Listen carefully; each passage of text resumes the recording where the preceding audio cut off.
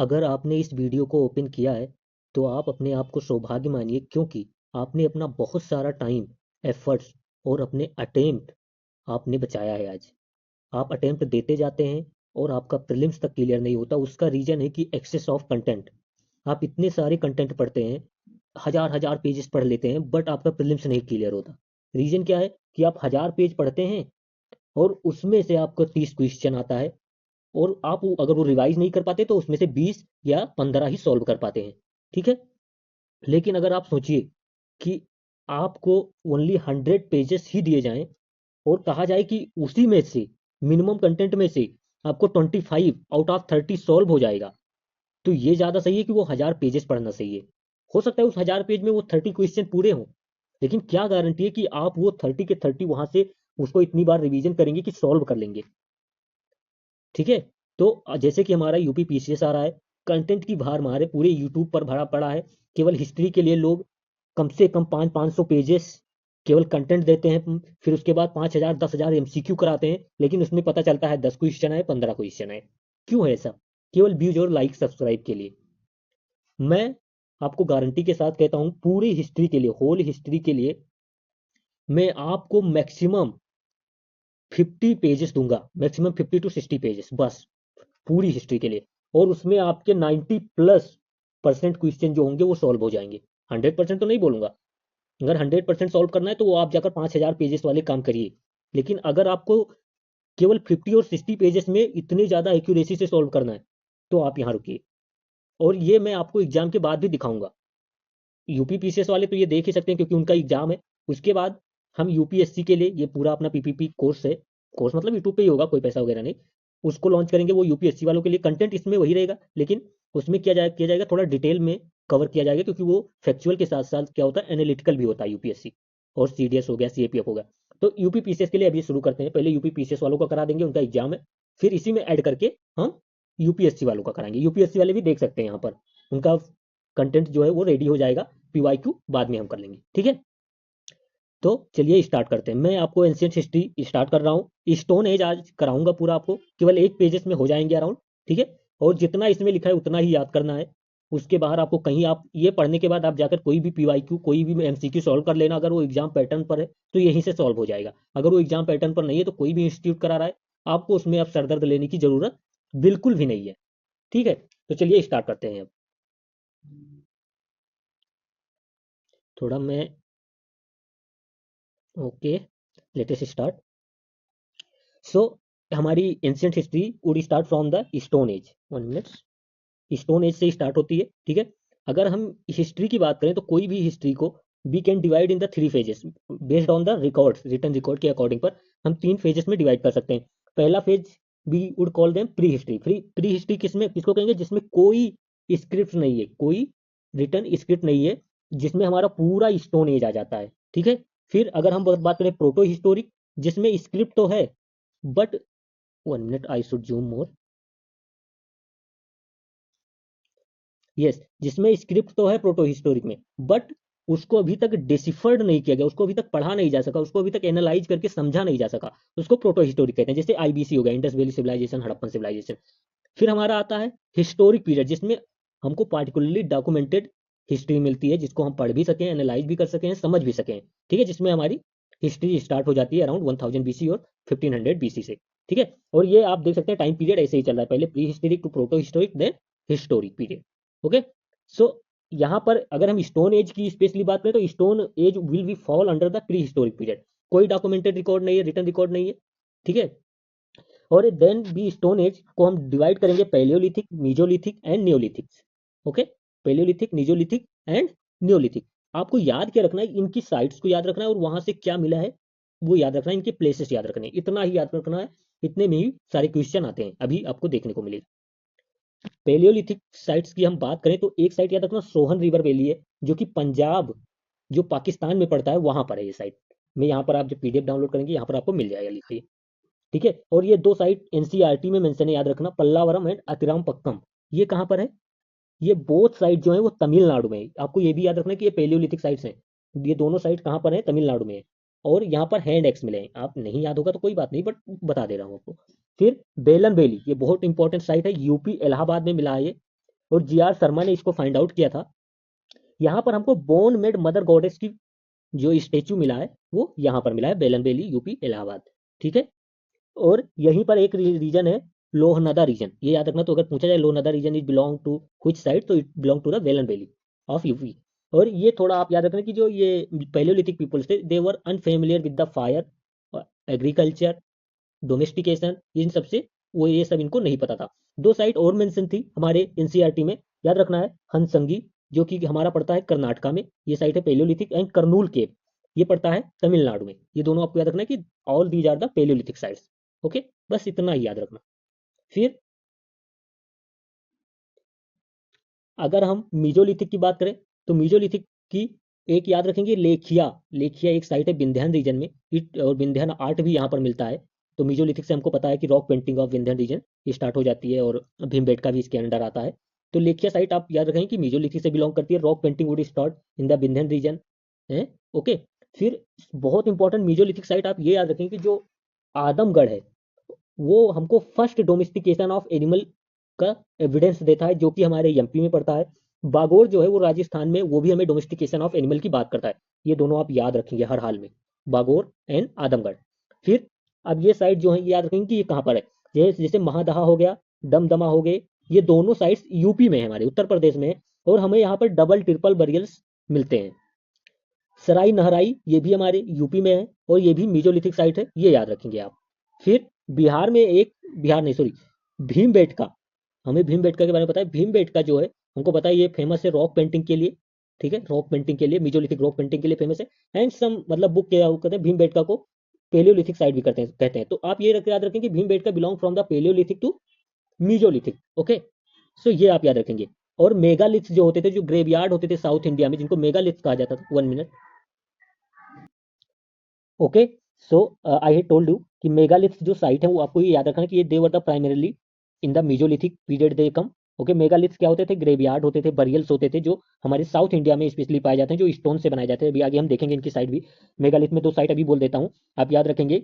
Brahmagiri, Brahmagiri site जो है कर्नाटका में मेगालिथ साइट से। ओके। एंड अरिया चंदलूर तमिलनाडु में मेगालिथ साइट है। भीमबेटका क्या है हमारा, याद रखना कि ये पेलियोलिथिक से मीजोलिथिक तक एविडेंस देता है। रॉक आर्ट के लिए बहुत फेमस है, यूनेस्को वर्ल्ड हेरिटेज साइट है। बीएस ओखांकर ने 1957 में इसको फाइंड आउट किया था। रायसेन डिस्ट्रिक्ट ऑफ एमपी में पड़ता है। इतना ही याद रखना, आगे ये भी लिखा है, आप देख लेंगे भी। अब बात करते हैं न्योलिथिक साइट की। न्योलिथिक साइट में आप याद रखेंगे संगना कल्लू जो है यहाँ पर आइस माउंट मिले हैं, कर्नाटका का है। एक पिखली हाल एंड उतनूर भी एक न्योलिथिक साइट है, इतना ही याद रखना इसमें। फिर न्योलिथिक की जब भी हम बात करेंगे तो ये हमको बताता है कि एग्रीकल्चर स्टार्ट हुआ, पोइट्री बनना स्टार्ट हुई, विलेज सेटलमेंट स्टार्ट हुआ, एंड फायर की डिस्कवरी या स्टार्ट हुआ इसी पीरियड में। अगर हम जब मीजोलिथिक की बात करते हैं तो domestication most important thing which are started in it in the mesolithic period, and fishing we can say that fishing is also started around and ending of the mesolithic period. आपको मैं जितना बता रहा हूँ इतना ही करना है। स्टोन एज के लिए आपको 200 पेज, 250 पेज और 15-20 पेज केवल स्टोन एज में ही नहीं घुसाने हैं। फिर मीजोलिथिक की बात करें तो कोला ढीवा याद रखेंगे आप, और मेहरगढ़ याद रखेंगे। ये दोनों साइट एविडेंस देते हैं इंडियन सब कॉन्टिनेंट के सबसे पहले एग्रीकल्चर का, जब तक कि हमारा लहुरा देव जो यूपी में है संत कबीर नगर में, वो नहीं डिस्कवर हुआ था। तो अगर लहुरा देव ऑप्शन में नहीं होता तो जो earliest evidence of agriculture is found from the Mehrgarh in Koldihwa. Mehrgarh कहाँ पर है, तो ये आपको पता होगा कि हमारे पाकिस्तान में पड़ता है। राइस एंड व्हीट का एविडेंस ये दोनों देते हैं। और बेलन बेली कोलाडीवा जो पड़ता है वो बेलन बेली ऑफ यूपी में पड़ता है। ठीक है। अगर ये दोनों साइड कितने थाउजेंड ईयर्स हैं, तो 7000 ईयर्स की बात करते हैं। बट हमारी जो बेलन बेली वो 9000 बीसी की बात करती है। लोहरा देव, यहाँ पर हमको earliest evidence of agriculture in Indian सब कॉन्टिनेंट हमारा यहाँ पर मिलता है, जो कि हमारे संत Kabir Nagar district of UP में है। मैं थोड़ा जल्दी में, इसलिए जल्दी जल्दी करा देता हूँ। फिर और कुछ साइट है जो न्योलिथिक की आपको याद रखना है हर हाल में, कि बुर्जा होम जो है वो जम्मू कश्मीर में है। ठीक है, बुर्जा होम साइट न्योलिथिक साइट है, कश्मीर में है। यहाँ पर हमको पिट डोइलिंग हाउस मिलते हैं, वाटरलैंड ओब हाउस मिलते हैं। ठीक है, और याद रखना कि यहाँ पर ह्यूमन और एनिमल स्केल्टन दोनों साथ में मिले, तो हो सकता है ये दोनों साथ में दफनाए गए हों। ठीक है। फिर हम बात करें कुछ और न्योलिथिक साइट की, तो पेयमपल्ली याद रखेंगे तमिलनाडु में, हल्लूर कर्नाटका में, महागढ़ा यूपी एमपी में पड़ता है, दाओजली हेडिंग आसाम में पड़ता है, चिरांड बिहार में पड़ता है। तो ये सब भी हमारे क्या है, न्योलिथिक साइट्स हैं, ये याद रखेंगे आप। फिर मैंने जो मेगालिथ के बारे में आपको कहा था कि मेगालिथ क्या होते थे, ग्रेवयार्ड होते थे, बरियल्स होते थे, स्टोन के होते थे साउथ इंडिया में स्पेशली। इनके कुछ जो बरियल के आप कह सकते हैं स्ट्रक्चर में यूज किए जाते थे, वो डोलमन्स होते थे, मिनहिट्स होते थे, सिस्ट होते थे। तो ये भी आप याद कर लेंगे। फिर दो साइट बहुत इंपॉर्टेंट है मेगालिथ से रिलेटेड साउथ इंडिया में, आदिचन्नालूर याद रखेंगे तमिलनाडु में है, ब्रह्मगिरी कर्नाटका में है। ठीक है, तो ये दोनों आप याद रखेंगे। फिर अब हम बात करते हैं कुछ चाल्कोलिथिक कल्चर की। चाल्कोलिथिक कल्चर में एक बहुत इंपॉर्टेंट कल्चर आता है जोरवे कल्चर, सीडीएस में पूछा गया है, ये सीएपीएफ में भी पूछा गया है। ठीक है, एंड यू पीसीएस में तो कई बार पूछा गया। तो जोरवे कल्चर की बात जब करें तो ये महाराष्ट्र में स्पेशली पाया जाता था और मालवा रीजन ऑफ एमपी में। बट मोस्ट इंपॉर्टेंट बात ये कि ये कोंकण रीजन में नहीं था महाराष्ट्र के। ठीक है, टाइम पीरियड आप यहाँ पर देख सकते हैं 1400 बीसीई टू 700 बीसीई। ओके, ये आप पढ़ लेना कि यहाँ पर अगर हम देखते हैं तो इनके हाउस जो होते थे, 1 मिनट, ये जो स्पेशली जैसे हाउस में रहते थे वो रेक्टेंगुलर शेप में होते थे। कॉपर चाल्कोलिथिक कल्चर है तो कॉपर के ऑर्नामेंट यूज किए गए थे। लाइफ आफ्टर डेथ में बिलीव करते थे, इसीलिए ये अपने जो लोग मर जाते थे उनको अपने घर में ही दफना देते थे। ठीक है, फिर चाल्कोलिथिक एज की हम बात करें स्पेशली में, तो चाल्कोलिथिक एज क्या होता है, जहां पर स्टोन के साथ साथ कॉपर का यूज स्टार्ट हो गया था। 2000 बीसी से 7000 बीसी तक ये चलता है। कुछ साइट चाल्कोलिथिक की बात करें तो नवादा तोली एमपी में है। कुछ कल्चर चाल्कोलिथिक की बात करें तो आहार कल्चर हो गया, मालवा कल्चर हो गया, जोरवे कल्चर हो गया, ओसीपी कल्चर हो गया, अभी आगे हम देखेंगे। ये चाल्कोलिथिक कल्चर की है। दैमाबाद यूपी, दैमाबाद सॉरी, दैमाबाद की बात करें महाराष्ट्र में पड़ता है। ये लार्जेस्ट साइट है जोरवे कल्चर का, जो अभी हमने देखा। ठीक है, तो largest site of Jorwe culture Daimabad chalcolithic culture है। ठीक है, फिर आहार कल्चर की बात करें, ये भी एक चाल्कोलिथिक कल्चर। इसकी एक साइट है गिलूंड, जो कि राजस्थान में, आहार कल्चर पूरा राजस्थान में पड़ता है, इसीलिए इसको बनास कल्चर कहते हैं, क्योंकि ये बनास रिवर की वैली के अराउंड पड़ता है। ठीक है, इसमें एक और इंपॉर्टेंट साइट है बैलाथल साइट, और यहाँ पर मड ब्रिक यूज किए थे और बुल की फिगराइंस मिले हैं, आप कह सकते हैं। ठीक है, फिर कैथा कल्चर की बात करें, ये भी एक चाल्कोलिथिक कल्चर है। कैथा कल्चर कहाँ पर, एमपी में स्पेशली मिला है, चंबल रिवर के साइड पे, और इसका एक और नाम है कपिथाको। ओके, ये याद आप रखेंगे। मालवा कल्चर एमपी में ही, और नेवादा तोली जो आपने मैंने अभी पहले बताया था वो साइट, और एरन साइट हो गई, ये मालवा कल्चर से रिलेटेड है, मालवा कल्चर की साइट्स है। ओसीपी हो गया, ओकर कोलोड पोइट्री कल्चर हो गया, ये गंगा यमुना दो आम में स्पेशली मिला। यहाँ पर चार साइट बहुत ही इंपॉर्टेंट है, अतरंजी खेड़ा हो गया, हस्तिनापुर हो गया, अहिछत्रा हो गया एंड जोधपुरा। तो ये सब चारों साइट हैं वो ओसीपी के, और OCP belong to the chalcolithic. ये आप याद रखेंगे। ठीक है, जितना मैं साइट बोल रहा हूँ उतना ही आपको याद रखना है। जहां मैंने कहीं बोला कि साइट से क्या मिला है वो भी आपको याद रखना है बस। ठीक है, अगर हम लौरा देव, मैंने आपको शायद नहीं बताया, लौरा देव वहां पर लिखा है, नहीं लिखा होगा तो लिख दो। लौरा देव में राइस का सबसे पहले हमको एविडेंस मिलता है, अर्लीस्ट एविडेंस ऑफ एग्रीकल्चर।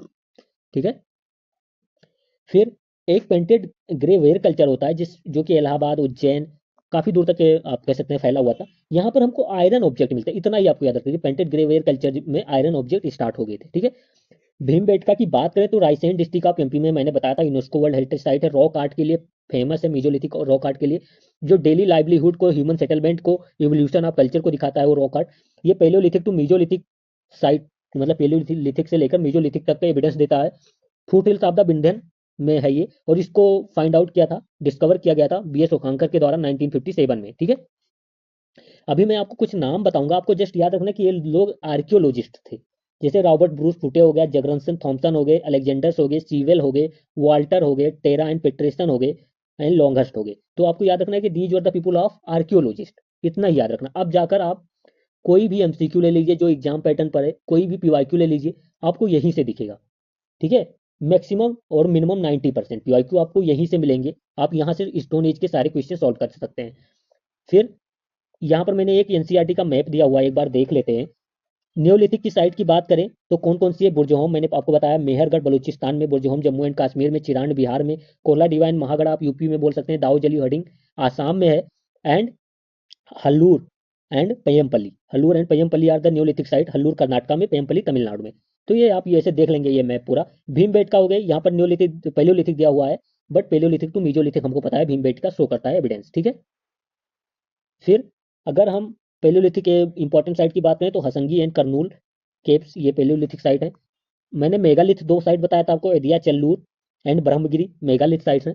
तो आई होप कि आपको ये सेशन अच्छा लगा होगा। आप ये भी मैप देख लेना, इसमें आपको क्या याद रखना है कि ये याद रखना है कि हाँ ये प्लेसेस कौन कौन से स्टेट में है अराउंड, इतना ही आप इस मैप से देख लेना। ठीक है, बाकी अगर आपको ये सेशन अच्छा लगा हो तो बताइए, तो इसके पीवाईक्यू हैं वो भी हम करा देंगे, और सारे सब्जेक्ट केवल, मतलब मैं आपको कह रहा हूँ हिस्ट्री के लिए यूपीएससी से लेकर कोई भी पीसीएस एग्जाम हो, यूपीएससी मतलब सीडीएस सीएपीएफ सब कुछ, मैं आपको हिस्ट्री 60 पेज में करा दूंगा, और उससे आपके 90 प्लस क्वेश्चन, 90% क्वेश्चन आपके सॉल्व हो जाएंगे। अगर आपको अच्छा लगे तो बताइए, पूरा किया जाएगा इसको, और बहुत ही अच्छे से किया जाएगा। इसमें मैं थोड़ा गलती हो गई मुझसे कि मैंने क्या नहीं किया, इसको स्कैन नहीं किया, स्कैन करता तो थोड़ा और क्लियर हो जाता है ये। बाकी आप सब्सक्राइब कीजिए, इतने दिन से मेहनत कर रहे हैं, थोड़ा तो बढ़ना चाहिए। ठीक है, और बताइएगा कि आगे आपको इस पे वीडियो चाहिए कि नहीं। ठीक है, बाकी यूपीएससी वालों के लिए ये जो हम स्पेशली प्रीलिम्स के लिए कोर्स लॉन्च कर रहे हैं, वो आपको मैं बाद में बताऊंगा। अभी यूपी पीसीएस वाले इसको इतना पढ़ सकते हैं, यूपीएससी वाले भी पढ़ सकते हैं। तो जय हिंद जय भारत। बताइएगा जरूर कि स्टार्ट रखना है कि बंद करना है।